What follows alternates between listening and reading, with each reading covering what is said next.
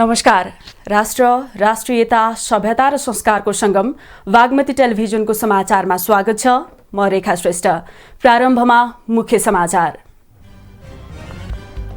राष्ट्रिय सभा सदस्य निर्वाचनमा सत्ता गठबन्धनका उम्मेद्वारहरू विजयी।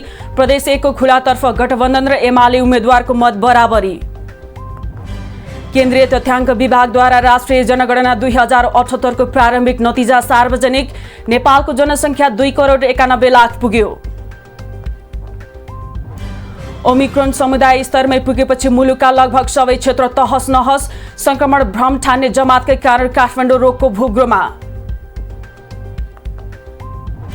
राजस्व चुहावट र तस्करी नियन्त्रण मुख्य चुनौती भएको अर्थमन्त्रीको भनाई। विभाग र व्यवसायी एकअर्काको परिपूरक भएको दावी। र नेपाली राष्ट्रिय फुटबल टिमका पूर्व कप्तान खड्काद्वारा विशेष अदालतमा मुद्दा दायर।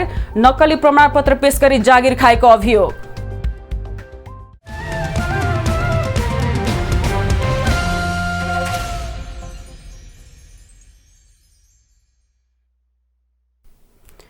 सुरु गरौं राष्ट्रिय सभा निर्वाचनको परिणाम सम्बन्धी समाचारबाट। राष्ट्रिय सभा सदस्य निर्वाचनमा बागमती प्रदेशबाट दुवै पदमा सत्ता गठबन्धनका उम्मेद्वार विजयी भएका छन्। निर्वाचनबाट सत्तारूढ गठबन्धनको तर्फबाट उम्मेद्वार बन्नुभएकी महिलातर्फ गोमादेवी तिमल सिन्हा र अन्यतर्फ कृष्णप्रसाद पौडेल विजयी हुनुभएको हो। तिमल सिन्हा नेकपा एकीकृत समाजवादी र पौडेल नेपाली कांग्रेसका हुनुहुन्छ। स्थानीय तहतर्फ 237 र प्रदेश सभातर्फ 106 गरी कुल 343 मत खसेको मध्ये तिमल सिन्हाले स्थानीय तहबाट 116 र प्रदेशबाट 57 मत प्राप्त गर्नुभयो। स्थानीय तहतर्फ उहाँको मतभार 2088 रहेको छ भने प्रदेशतर्फ 2736 मतभार छ। महिलातर्फ एमालेबाट उम्मेद्वार बन्नुभएकी निरु कुमारी कुँवरले स्थानीय तहतर्फ 117 र प्रदेशतर्फ 47 मत पाउनुभयो। उहाँको मतभार स्थानीय तर्फ 2106 र प्रदेशतर्फ 2256 छ।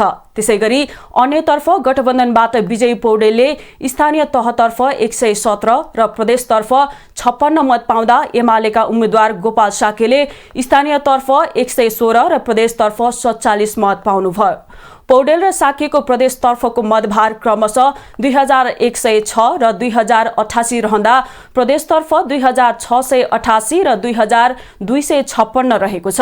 नेमकिपाको महिलातर्फको उम्मेद्वार गीता काफ्ले र अन्यमा कृष्णबहादुर तामाङले स्थानीय र प्रदेश दुवैतर्फ समान 2-2 मत पाउनुभयो। स्थानीय तहतर्फ महिला र अन्य दुवैतर्फ 2-2 तथा अन्यको प्रदेशतर्फ 1 मत बदर भएको छ। राष्ट्रिय सभा सदस्यमा सुदूरपश्चिमबाट कैलालीका नारायण दत्त मिश्र विजयी हुनुभएको छ। उहाँले 143 मत ल्याएर निर्वाचित हुनुभएको हो। उहाँ सत्ता गठबन्धनका तर्फबाट कांग्रेसका उम्मेद्वार हुनुहुन्छ। उहाँका निकटतम प्रतिद्वन्दी एमाले उम्मेद्वार डोटीका डिलिराज भट्टले 82 मत प्राप्त गर्नुभयो। सुदूरपश्चिमबाट राष्ट्रिय सभा सदस्यमा गठबन्धनबाट डडेलधुराका जगत पार्की र कैलालीकी गरिमा शाहले जितेका थिए। लुम्बिनी प्रदेशका 3 जना राष्ट्रिय सभा सदस्यमा पनि सत्तारूढ गठबन्धनले जितेको छ। निर्वाचित हुनेमा राजेन्द्र लक्ष्मी गैरे नेकपा एकीकृत समाजवादी, कुलप्रसाद विश्वकर्मा राष्ट्रिय जनमोर्चा र युवराज शर्मा कांग्रेसका उम्मेद्वार हुन्। यसैगरी प्रदेश 1 को खुलातर्फ गठबन्धनका उम्मेद्वार र एमाले उम्मेद्वार बीच बराबरी मत आएको छ।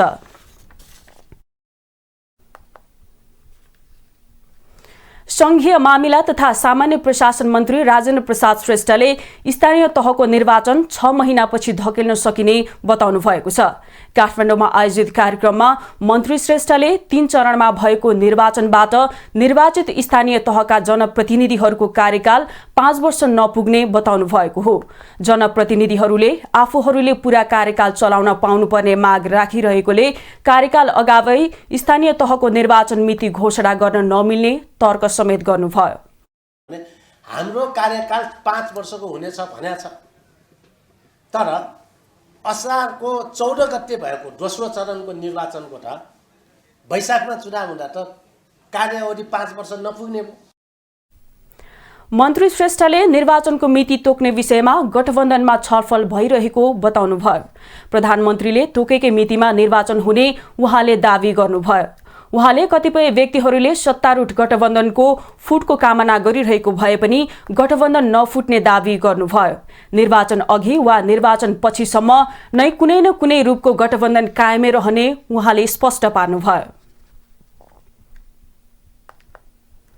सञ्चार तथा सूचना प्रविधि मन्त्री ज्ञानेन्द्र बहादुर कार्कीले सरकारले संवैधानिक व्यवस्था अनुसार नै सबै तहको निर्वाचन सम्पन्न गर्ने बताउनु भएको छ।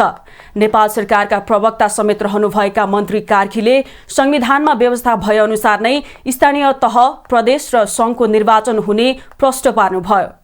उहाँले मन्त्री परिषदका निर्णय सार्वजनिक गर्दै संविधानमा व्यवस्था भए अनुरूप सबै तहको निर्वाचन समयमै सम्पन्न गराउन सरकारले त्यससँग बाझिएका कानूनहरू संशोधनका लागि कानूनविदहरूसँग छलफल गरिसकेको पनि स्मरण गराउनुभयो।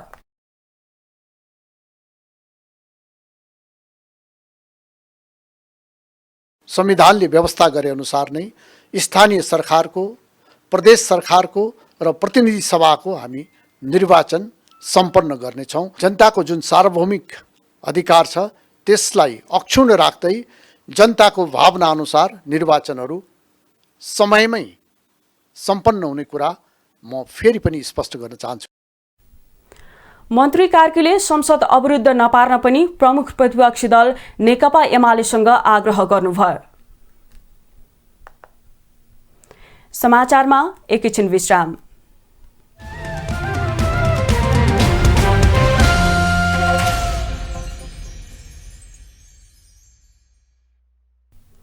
हामी समाचारको निरन्तरतामा छौं। अब बाँकी समाचार।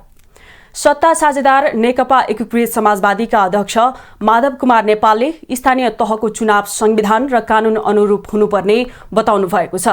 विभिन्न पार्टीबाट आएका कार्यकर्तालाई पार्टी प्रवेश गराउने क्रममा अध्यक्ष नेपालले स्थानीय तह, प्रदेश सभा र प्रतिनिधि सभाको निर्वाचन संविधानलाई सर्वोपरि राखेर सम्पन्न गर्नुपर्ने बताउनुभयो।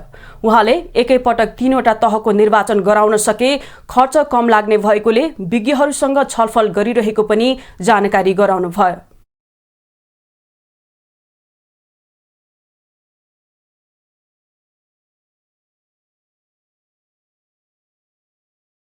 एकै तहमा एकैचोटिमा 3 तहको चुनाव हुन सक्यो भने राम्रो हुन्छ, किन एउटा चुनाव गराउँदाखेरि झन्डै 5 अरब रुपियाँ खर्च गरिन्छ। र अस्ति योभन्दा पहिले 5 चरणमा चुनाव भएको थियो। 5 चरणको चुनावमा झन्डै 25 अरब रुपियाँ खर्च भएको थियो। भनेपछि यदि एउटै चरणमा गर्ने हो भने 5 देखि 10 अरबमा चाहिँ चुनाव सम्पन्न हुन सक्छ। अध्यक्ष नेपालले राष्ट्रिय सभाको चुनावको परिणामले अन्य तहको निर्वाचनमा पनि त्यसको असर पर्ने बताउनुभयो। नेपालको जनसङ्ख्या 2,91,92,480 पुगेको छ। केन्द्रीय तथ्याङ्क विभागले राष्ट्रिय जनगणना 2078 को प्रारम्भिक नतिजा सार्वजनिक गरेको छ, जसमध्ये पुरुषको संख्या 1,42,91,311 जना र महिलाको संख्या 1,49,01,169 रहेको विभागले जनाएको छ। एक रिपोर्ट। केन्द्रीय तथ्याङ्क विभागले राष्ट्रिय जनगणना 2078 को प्रारम्भिक नतिजा बुधबार सार्वजनिक गरेको छ, जस अनुसार नेपालमा बसोबास गर्ने परिवार संख्या 67,61,059 रहेको छ। ती परिवारहरू 56,43,945 वटा घरमा बसेको देखिएको छ। त्यसैगरी प्रति परिवार 4.32 जना सदस्य रहेको देखिएको जनाइएको छ। सबैभन्दा धेरै जनसङ्ख्या मध्य प्रदेशमा रहेको छ। मध्य प्रदेशमा 61,26,288 जना रहेका छन्। सबैभन्दा कम जनसङ्ख्या भने कर्णाली प्रदेशमा रहेको छ। कर्णाली प्रदेशको जनसङ्ख्या 16,94,889 जना रहेका छन्। 77 वटै जिल्लाहरूमध्ये सबैभन्दा धेरै जनसङ्ख्या काठमाडौँ जिल्लामा रहेको छ। काठमाडौँको जनसङ्ख्या 20,17,532 रहेको छ। सबैभन्दा कम जनसङ्ख्या रहेको मनाङ जिल्लाको जनसङ्ख्या 5,645 रहेको छ। धेरै जनसङ्ख्या भएका जिल्लाहरूमा मोरङ, रूपन्देही, झापा र सुनसरी जिल्ला क्रमशः दोस्रो, तेस्रो, चौथो र पाँचौं जिल्लामा रहेका छन् भने कम जनसङ्ख्या भएका जिल्लाहरूमा मुस्ताङ, डोल्पा, रसुवा र हुम्ला क्रमशः दोस्रो, तेस्रो, चौथो र पाँचौं स्थानमा परेका छन्। सबैभन्दा धेरै जनसङ्ख्या भएका 5 नगरपालिकाहरूमा क्रमशः काठमाडौँ, पोखरा, भरतपुर, ललितपुर र वीरगञ्ज नगरपालिका हुन् भने सबैभन्दा कम जनसङ्ख्या भएका 5 नगरपालिकाहरूमा क्रमशः ठुलीभेरी नगरपालिका, त्रिपुरा सुन्दरी नगरपालिका, मादी नगरपालिका, लालीगुराँस नगरपालिका र जिरी नगरपालिका रहेको तथ्याङ्क विभागले जनाएको छ। धेरै जनसङ्ख्या भएको काठमाडौँ महानगरपालिकाको जनसङ्ख्या 8,65,906 रहेको छ भने कम जनसङ्ख्या भएको ठुलीभेरी नगरपालिकामा 10,187 रहेका छन्। 20,000 भन्दा कम जनसङ्ख्या हुने नगरपालिकाको सङ्ख्या 14 वटा रहेको छ भने 1 लाख भन्दा बढी जनसङ्ख्या हुने नगरपालिकाको सङ्ख्या 39 वटा रहेको बताइएको छ। त्यस्तै सबैभन्दा धेरै जनसङ्ख्या भएको बैजनाथ गाउँपालिकामा 70,315 जना र सबैभन्दा कम जनसङ्ख्या भएको नाप्राभूमि गाउँपालिकामा 442 जना रहेको छ। 10,000 भन्दा कम जनसङ्ख्या हुने गाउँपालिकाको सङ्ख्या 46 रहेको छ भने 50,000 भन्दा बढी जनसङ्ख्या हुने गाउँपालिकाको सङ्ख्या 15 वटा रहेको छ। नेपालको जनघनत्व 198 जना प्रति वर्ग किलोमिटर पुगेको केन्द्रीय तथ्याङ्क विभागले जनाएको छ। समाचारमा एकैछिन विश्राम।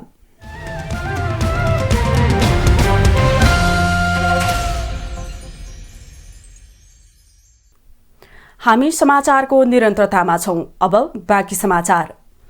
कोरोनाको तेस्रो लहर ओमिक्रोन भेरिएन्ट समुदाय स्तरमै पुगेपछि अहिले मुलुकका लगभग सबै क्षेत्र तहस नहस बनेको छ। संक्रमण नियन्त्रणमा आउन अझै केही साता लाग्ने विज्ञहरूले चेतावनी दिइरहेका छन्।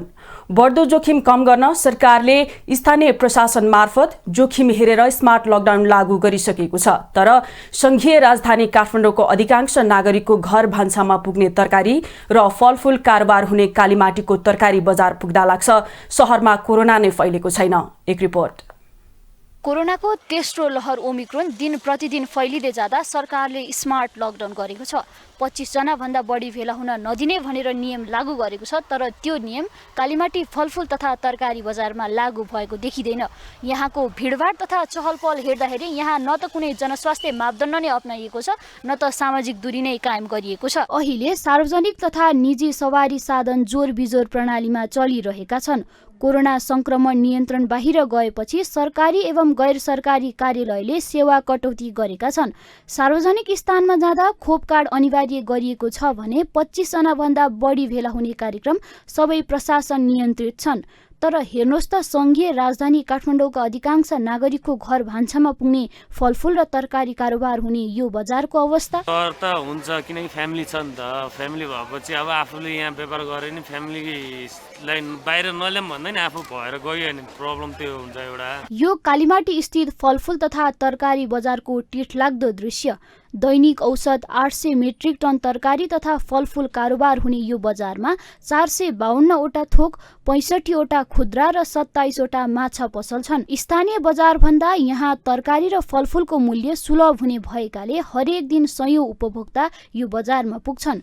यो कालीमाटी तरकारी तथा फलफूल बजारको भिड त्यसैको परिणाम हो। अब अघि पछि अब आफ्नै काममा बिजी हुन्छ त्यस्तो ख्याल गरिँदैन। आफू चाहिँ सेफ्टी बस्ने, अरूको चाहिँ नदेखेको अब आफ्नो ग्राहकहरू चिनेको सधैँ आइराख्ने ग्राहकले चाहिँ लगभग लागेकै हुन्छ। अब त्यस्तो मैले चाहिँ देखेको छैन। कोरोना सर्ने डर भएर पनि व्यापारी अथवा उपभोक्ता सबै रोगले भन्दा भोकले मर्ने त्रासको कारण यो जोखिम मोलेको बताउँछन्। म भन्छु मास्क लगाएर हिँड्नु, तपाईँले गरेर फेरि अरूहरूलाई नसरोस्। हेर्नु अहिले यो समय भनेको डराएर हिँड्यो, अब नहिँड्ने पनि भएन, नखाइ पनि भएन हैन। विज्ञहरू भन्छन् काठमाडौँवासीको दैनिकीमा परिवर्तन नै आएको छैन। रोगले थला परेका अथवा आफन्त गुमाएका परिवारका सदस्य बाहेक अधिकांशले यस्तै हेलचक्राइ गरिरहेका छन्। आनी बानीमा कति पनि सुधार देखिएको छैन। व्यापारी अथवा उपभोक्ता दुवैले तोकिएको स्वास्थ्य मापदण्ड पालना नगर्दा यही भिडभाड र जमघटबाट घर घरमा महामारी पुगिरहेको छ। पुरानै शैलीमा सामान्य मास्क पनि नलगाई बजार पसेका सर्वसाधारणलाई कसरी नियन्त्रण गर्ने त? यो कालीमाटी बजार व्यवस्थापन समितिले झेलिरहेको प्रश्न हो। कसैले आफ्नो स्वयं आफै नै लापरवाही गरेर त्यस्ता किसिमका क्रियाकलापहरू गरेका हुन सक्छन्। त्यो कारणले गर्दाखेरि त्यसको जिम्मेवार त समिति हुन सक्दैन।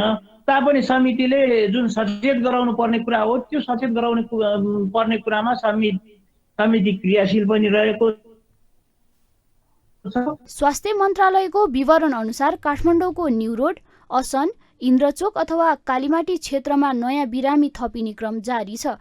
तैपनि व्यापारीहरू किन सतर्क छैनन् त? चरम लापरवाही छ। मास्क लगाइरहनु भएको छैन।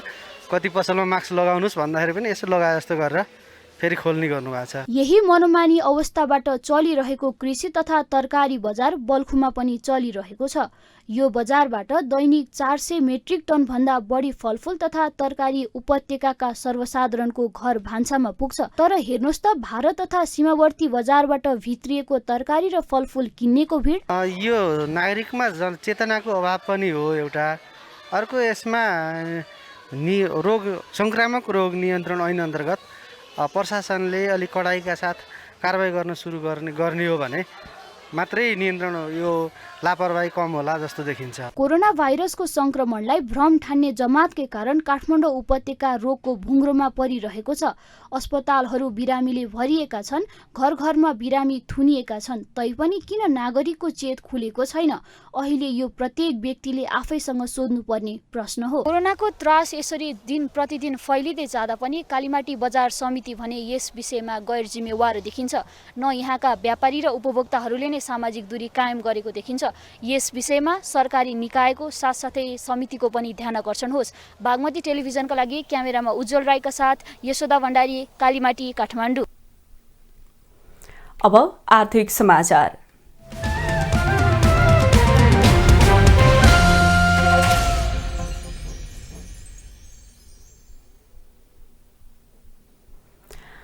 भन्सारमा नयाँ प्रविधिको प्रयोग गर्दै आगामी दिनमा भन्सारलाई सरकारले स्वचालित प्रणालीमा विकास गर्ने भएको छ। अर्थमन्त्री जनार्दन शर्माले 70औं भन्सार दिवसको अवसरमा सबै भन्सार कार्यालयहरूमा डिजिटल भुक्तानी कारोबारको उद्घाटन गर्दै भन्सारमा नयाँ प्रविधि जोड्दै आगामी दिन भन्सारलाई स्वचालित प्रणालीमा विकास गर्ने बताउनु भएको छ। एक रिपोर्ट। अर्थमन्त्री जनार्दन शर्माले भन्सारलाई पारदर्शिता सहित व्यापारलाई सहजीकरण गर्ने किसिमको बनाउने काममा सरकार लागि परेको बताउनु भएको छ। उहाँले भन्सार बिन्दु र बजारको बिन्दु दुवै सुधार गर्नुपर्ने अहिलेको आवश्यकता भएको बताउनुभयो। मन्त्री शर्माले डिजिटल भुक्तानीसँगै वस्तु आयात गर्ने कन्टेनरमा स्क्यानर लागू गर्ने तयारीमा सरकार रहेको जानकारी गराउनुभयो। स्क्यानरको प्रयोगले आफ्नो देश, सामान आएको देश र भन्सारसँग सीमा जोडिएको देशको राष्ट्रिय सुरक्षामा महत्वपूर्ण साधन बन्ने दावी गर्नुभयो। अहिले हामीले एउटा डिजिटल कारोबारलाई भुक्तानी प्रणालीलाई सुरु गरेका छौँ र छिट्टै हामी स्क्यानरहरूको पनि सुरुवात गर्नेछौँ। अर्थमन्त्री शर्माले भन्सारमा राजस्व चुहावट र तस्करी नियन्त्रण गर्नु सरकारको लागि मुख्य चुनौती रहेको बताउनुभयो। उहाँले राजस्व चुहावट र तस्करी नियन्त्रणको लागि भन्सार विभागले मात्रै गर्न नसक्ने भएकाले राज्यका सबै संयन्त्र लाग्नुपर्ने आवश्यकता भएको बताउनुभयो। मन्त्री शर्माले भन्सारमा खुल्ला सीमाको सुरक्षा, सीमा नाकामा हुने व्यापार व्यवस्थापन गर्ने विषय पनि अहिलेको चुनौतीको रूपमा रहेकोले भन्सारलाई आयात गर्ने बिन्दुको रूपमा मात्रै नभएर निर्यात गर्ने माध्यम बनाउनु पर्ने उल्लेख गर्नुभयो। स्वदेशमा नै उत्पादन भएका वस्तुलाई स्वदेशमा नै बजार उपलब्ध गराउनका लागि सरकारले नीतिगत र संरचनागत सुधार गरेर अगाडि बढ्ने उहाँको भनाइ छ। भन्सार विभाग र उद्योगी व्यवसायीहरू एकअर्काका विरोधी नभई एकअर्काका परिपूरक भएकाले दुवैले आआफ्नो जिम्मेवारीलाई पूरा गर्दा झन्झट रहित सरल रूपमा भन्सारबाट व्यापारमा सहजीकरण गर्न सकिने औल्याउनुभयो। कार्यान्वयन कुन स्तरमा छ, सेवा प्रवाह कस्तो छ भन्ने कुरा चाहिँ म जान्दछु। त्यो कुरा मलाई थाहा छ। मैले आशा गर्छु कि हाम्रो प्रतिबद्धता पारदर्शिता सहितको एउटा सहजीकरणमा हामी अब्बल साबित हौं। त्यस्तै अर्थ सचिव मधुकुमार मरासिनीले भन्सार कार्यालयहरूमा डिजिटल भुक्तानीको सुरुवात भन्सार सम्बन्धी महत्वपूर्ण माइलस्टोन भएको बताउनुभयो। उहाँले अनलाइन पेमेन्ट लागू भएसँगै सहज र सरल तरिकाबाट आयातको काम हुने तथा समयको बचत, पारदर्शिता, व्यापारलाई धेरै प्रतिस्पर्धा र सहज बनाउन भूमिका खेल्ने जानकारी गराउनुभयो। पेमेन्ट अथवा अनलाइन पेमेन्ट सिस्टम सुरुवात भएको छ। 24 वटा 80 वटा लागू भएका भन्सारहरूबाट हामीले यो गर्छौं। त्यो सुधारको एउटा महत्त्वपूर्ण माइलस्टोन आज हामीले चाहिँ अध्ययन गरेका छौँ। यसै गरी भन्सार विभागका महानिर्देशक नारायण प्रसाद सापकोटाले भन्सारको इतिहासमा पुरानो परम्परागत प्रणालीबाट डिजिटल भुक्तानी सुरुवात भएकोले सुनौलो दिन भएको उल्लेख गर्नुभयो। उहाँले बुधबारबाट सबै भन्सार कार्यालयहरूमा डिजिटल भुक्तानी प्रणाली लागू भएको बताउनुभयो। र आजको यो दिन भन्सारको इतिहासमा सुनौला दिन हुनेछ। यो नयाँ युगको सुरुवात हो, यो नयाँ डिपार्चर हो, नयाँ प्रस्थान हो। किनभने भन्सार प्रशासन अब ई पेमेन्टमा प्रस्थान गरेको छ। त्यस्तै राजस्व सचिव कृष्णहरि पुष्करले भन्सार प्रशासनलाई आधुनिकीकरण गर्न सरकार अग्रसर भएको बताउनुभयो। उहाँले भन्सारमा लामो समयदेखि रहेको नीतिगत समस्या, प्रक्रियागत समस्या र प्राविधिक समस्यालाई क्रमशः सम्बोधन गर्ने काम गरिरहेको बताउनुभयो। भन्सार प्रशासनलाई आधुनिकीकरण गर्ने, अन्तर्राष्ट्रिय स्तरको बनाउने र भन्सार प्रशासनमा विगत लामो समयदेखि रहेका नीतिगत समस्या, प्रक्रियागत समस्या र प्राविधिक समस्याहरूलाई क्रमशः सम्बोधन गर्ने क्रममा धेरै प्रकारका उन्नति प्रगति गरिरहेका अवस्थाहरू छौँ। सचिव पुष्करले भन्सार प्रशासन एकदमै परम्परागत भएकोले कतिपय राष्ट्रिय सुरक्षाका विषयहरू रहेकाले सोचेर र अध्ययन गरेर मात्रै अगाडि बढ्नुपर्ने अवस्था भएकाले आधुनिकीकरण गर्न समय लाग्ने गरेको बताउनुभयो। भन्सारको मूल्याङ्कन विधिलाई वैज्ञानिक बनाउने विषयमा निजी क्षेत्रसँग सहकार्य भइरहेको उहाँले जानकारी गराउनु भएको थियो। श्रम, रोजगार तथा सामाजिक सुरक्षा मन्त्री कृष्ण कुमार श्रेष्ठले रोजगारीको प्रलोभन देखाएर अलपत्र पार्नेलाई कानुन बमोजिम कारबाही गर्ने बताउनु भएको छ। मन्त्री श्रेष्ठले रोजगारीको प्रलोभन देखाएर अलपत्र पार्ने म्यान पावर कम्पनी र दलालहरूलाई कानुन बमोजिम कारबाही गर्ने चेतावनी दिनुभएको हो। उहाँले पछिल्लो समय रोजगारीको प्रलोभन देखाएर दलालहरूले विभिन्न देशमा पुर्याई नेपाली युवाहरूलाई अलपत्र पार्ने क्रम बढेको भन्दै त्यसतर्फ सचेत रहन पनि आग्रह गर्नुभयो। मन्त्री श्रेष्ठले ठगीमा परेका नागरिकहरूले आफ्ना गुनासोहरू सिधै मन्त्रालयको सचिवालयमा फोन गरेर टिपाउन पनि आग्रह गर्नुभयो। विदेशी रोजगार ऐन विपरीत भिजिट भिसाको नाममा श्रमिकलाई अल्पत्र बनाउने काममा संलग्न कम्पनी वा व्यक्तिलाई तत्काल पक्राउ गरी कारबाहीको दायरामा ल्याउनको लागि सरकार प्रतिबद्ध छ। मन्त्री श्रेष्ठले वैदेशिक रोजगारीमा जानेहरूले प्रचलित कानुन बमोजिम श्रम स्वीकृति लिएर मात्र जान पनि आग्रह गर्नुभयो। साताको चौथो दिन पनि शेयर बजार ओह्रालो लागेको छ। बुधबार नेप्से परिसूचक 38.45 अङ्कले घटेर 2776.61 बिन्दुमा झरेको छ। साताको सुरुदेखि नै नेप्सेले ओह्रालो यात्रा तय गरिरहेको छ। राम्रा र बलिया कम्पनीको सूचक सेन्सेटिभ इन्डेक्स पनि 6.56 अङ्कले घटेर 518.38 को बिन्दुमा ओर्लिएर पनि कारोबार रकम 4.25 अर्ब रुपियाँ भन्दा बढीको भएको छ। बुधबार नेप्से उपसमूहमा रहेका 13 वटै समूहमा रातो पोतिएको छ। वित्त समूह सर्वाधिक 2.42% ओह्रालो लागेको छ।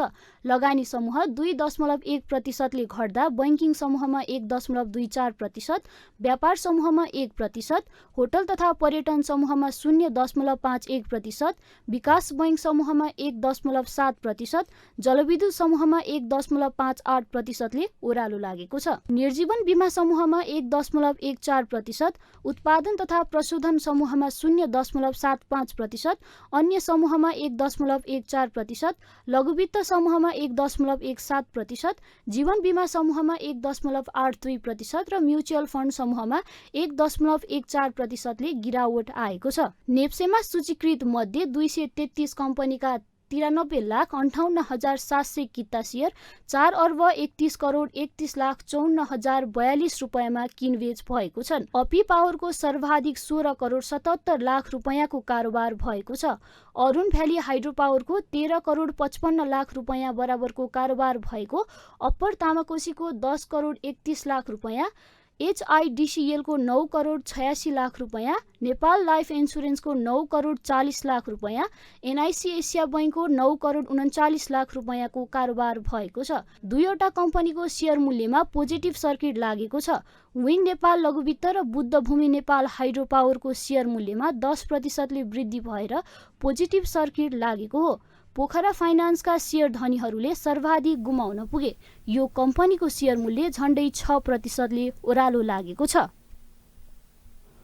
अब अन्तर्राष्ट्रिय समाचार।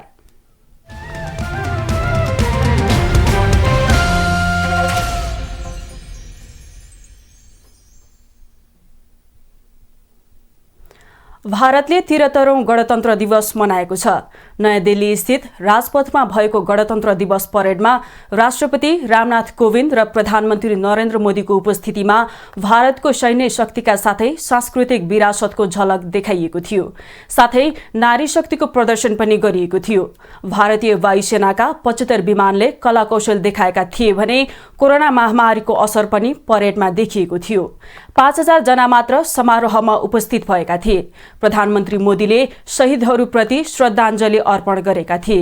ब्रिटिश साम्राज्यबाट मुक्त भएर सार्वभौम अधिकार सम्पन्न भारत सरकारले सन् 1950 को जनवरी 26 तारिखमा संविधान जारी गरेको थियो। सोही दिनको सम्झनामा भारतले हरेक वर्ष जनवरी 26 तारिखमा गणतन्त्र दिवस मनाउँदै आएको छ। अब खेलकुद समाचार।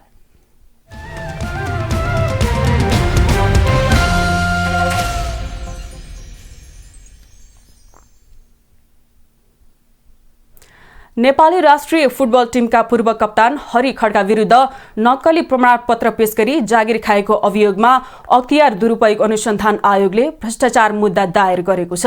खड्काले 12 कक्षा उत्तीर्णको नक्कली प्रमाणपत्र पेश गरी प्रहरीमा जागिर खाएको भन्दै अख्तियारले विशेष अदालतमा मुद्दा दायर गरेको हो। खड्का महानगरीय प्रहरी गण नम्बर 2 मा दरबन्दी भई राष्ट्रिय प्रहरी प्रशिक्षण प्रतिष्ठान केन्द्रीय खेलकुद समितिमा प्रहरी नायब निरीक्षकका रूपमा कार्यरत हुनुहुन्थ्यो। खड्काले प्रहरीमा पेश गरेको प्रमाणपत्र नक्कली भएको भन्दै अख्तियारमा उजुरी परेको थियो। खड्काले प्रहरीबाट राजीनामा दिइसकेका छन्। अख्तियारले अनुसन्धानका क्रममा माध्यमिक शिक्षा परिषद वाराणसी उत्तर प्रदेशबाट जारी भएको आएको झुटो प्रमाणपत्र पेश गरी त्यसैको आधारमा 2055 सालमा खुला प्रतिस्पर्धाबाट खड्का प्रहरी नायब निरीक्षकमा नियुक्त भएको पाइएको छ। 2059 माघ 14 मा प्रहरी नायब निरीक्षक पदमा बढुवा भएका खड्का सन् 2003 देखि 2006 सम्म नेपाल पुलिस क्लबबाट फुटबल खेल्नु भएको थियो। त्यसपश्चात 6 वर्षसम्म उहाँले पुलिस टिममा व्यवस्थापकीय जिम्मेवारी सम्हाल्नु भएको थियो। गत वर्ष राष्ट्रिय खेलकुद परिषदको बोर्ड सदस्य नियुक्त हुनुभएका खड्का नेपाली राष्ट्रिय महिला फुटबल टिमका पूर्व प्रशिक्षक समेत हुन्।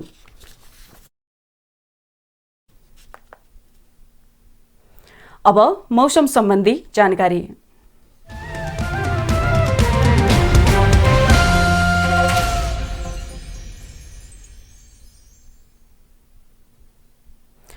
देशभर आंशिकदेखि सामान्यतया बदली रहनेछ। सुदूरपश्चिम कर्णाली, लुम्बिनी तथा गण्डकी प्रदेशका केही स्थानमा र बाँकी प्रदेशका थोरै स्थानहरूमा हल्का वर्षाको सम्भावना रहेको छ। देशका उच्च पहाडी तथा हिमाली भूभागका केही स्थानमा हल्का हिमपातको सम्भावना रहेको जल तथा मौसम पूर्वानुमान महाशाखाले जनाएको छ।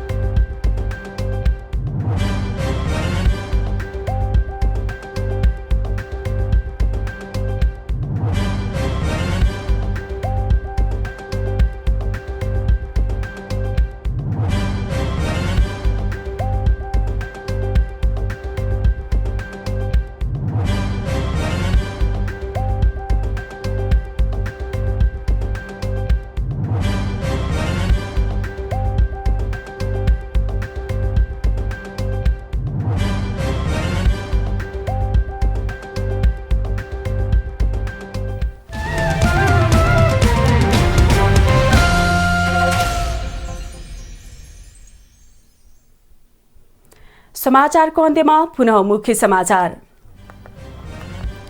राष्ट्रिय सभा निर्वाचनमा सत्ता गठबन्धनका उम्मेद्वारहरू विजयी। प्रदेश 1 को खुलातर्फ गठबन्धन र एमाले उम्मेद्वारको मत बराबरी। केन्द्रीय तथ्याङ्क विभागद्वारा राष्ट्रिय जनगणना 2078 को प्रारम्भिक नतिजा सार्वजनिक। नेपालको जनसङ्ख्या 2,91,00,000 पुग्यो। ओमिक्रोन समुदाय स्तरमै पुगेपछि मुलुकका लगभग सबै क्षेत्र तहस नहस। संक्रमण भ्रम ठान्ने जमातकै कारण काठमाडौँ रोगको भोग्रोमा। राजस्व चुहावट र तस्करी नियन्त्रण नै मुख्य चुनौती भएको अर्थमन्त्रीको भनाई। विभाग र व्यवसायी एकअर्काको परिपूरक भएको दावी। र नेपाली राष्ट्रिय फुटबल टिमका पूर्व कप्तान खड्का विरुद्ध विशेष अदालतमा मुद्दा दायर। नक्कली प्रमाणपत्र पेश गरी जागिर खाएको अभियोग।